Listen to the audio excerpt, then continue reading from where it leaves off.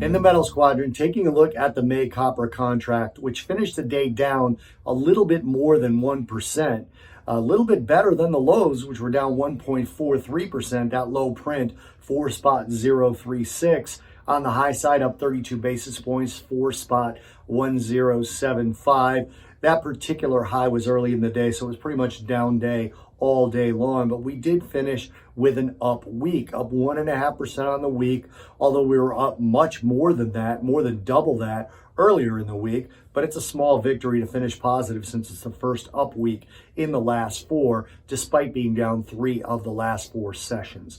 Some of the issues going on with copper had to do with infrastructure on the downside, and then seasonality as the tailwind. Now, infrastructure, President Biden's infrastructure plan looks like it's not going anywhere in its current form, with opposition not only in the opposing party, but in his own party to the structure of it. And he has indicated willingness to lower the number on the infrastructure plan, which is part of the reason that copper fell off a little bit later in the day and in the week, given that industrial metals would likely be widely used in infrastructure rebuilds.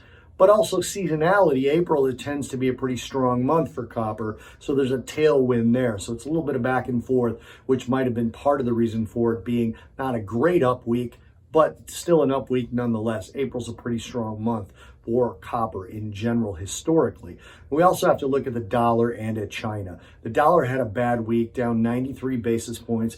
Worst week since November 30th for the greenback overall. And usually there's an inverse relationship between the dollar and copper, so there's a tailwind again. China has some data ahead, though, that you're going to want to watch. They have their GDP along with their foreign direct investment figures next week, so that'll likely have a lot to do with the direction of copper next week.